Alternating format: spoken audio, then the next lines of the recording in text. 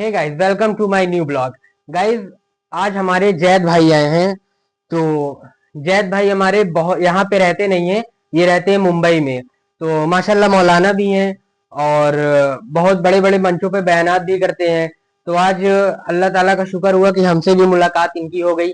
जैद भाई, आप कहाँ पे पढ़ते हैं? मैं इस वक्त क्या नाम है बनारस में हूँ, लेकिन उससे पहले 6-7 साल 8 साल कह लिए 10 साल समझ लिए मुंबई के अंदर मैंने पढ़ा है मदरसे के अंदर। और इंशाअल्लाह अल्लाह ने चाहा तो आने वाले वक्त में मैं मदीना यूनिवर्सिटी में, जो सऊदी अरब की एक मशहूर यूनिवर्सिटी है मदीना यूनिवर्सिटी, उसके अंदर इंशाअल्लाह आने वाले वक्त में पढ़ने की कोशिश है। अल्लाह ने चाहा तो इंशाल्लाह भाई आपका जरूर मदीना यूनिवर्सिटी में होगा। भाई हमारे सऊदी भी जाने वाले हैं, क्योंकि वहाँ पे मदीना यूनिवर्सिटी है, तो वहाँ पे भी जाने वाले हैं।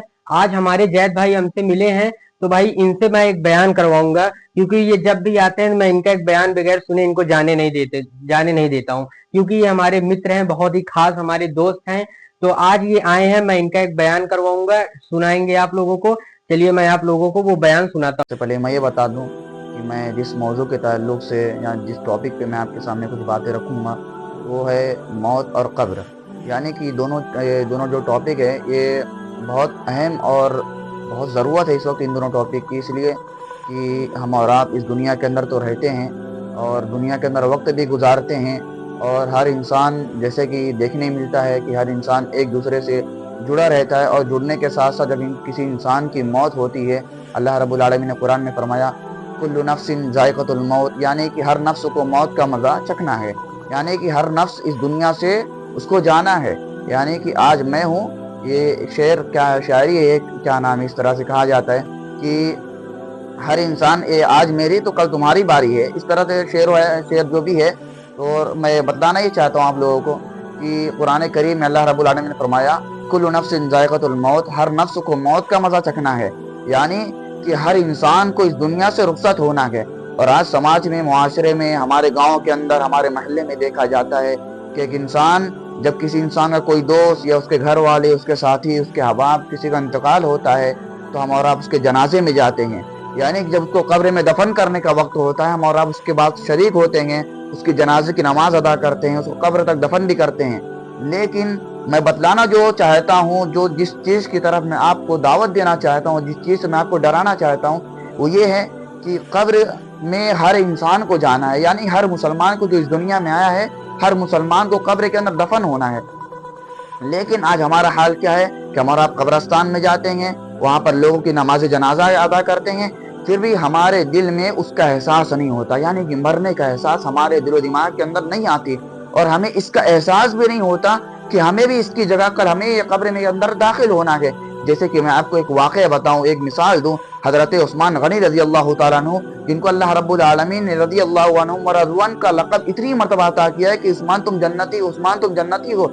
उनको दुनिया के अंदर जन्नत की सर्टिफिकेट मिली है, लेकिन उसके बावजूद भी वो नेक अमल करना नहीं छोड़े। लेकिन आज हम और आप अगर थोड़े से नेक अमल की पाबंदी कर लेते हैं तो उसके बाद हमारी नमाजें, हमारी चीज़ें इतनी गायब हो जाती हैं कि हमें उसका एहसास भी नहीं होता। लेकिन आज देखा यह जाता है जब इंसान किसी इंसान को कब्र में दफन करता है, जो मैं आपको मिसाल देने वाला था, जो वाक़या बताने वाला था, हज़रत उस्मान बिन अफ़्फ़ान रज़ियल्लाहु तआला अन्हु जब किसी कब्र को देखते इस कदर रोते, इतना रोते कि उनकी दाढ़ी आंसू से भर जाया करती थी। लोगों ने कहा कि आपके सामने जन्नत और जहन्नम का जिक्र होता है, जन्नत के सवाब और जहन्नम के आज़ाब का जिक्र होता है, आप उस कदर नहीं रोते जितना आप कब्र को देखकर रोते हैं। मेरे मोहतरम, उस्मान बिन अफ़्फ़ान रज़ियल्लाहु तआला अन्हु को अल्लाह रब्बुल आलमीन ने कितनी मर्तबा जन्नत की बशारत दी है, लेकिन कब्र को देखने के बाद उनकी आंखों से जो आंसू जारी होते हैं, उनकी दाढ़ी पूरी आंसुओं से पूरा दर हो जाया करती है, पूरी भीग जाया करती हैं।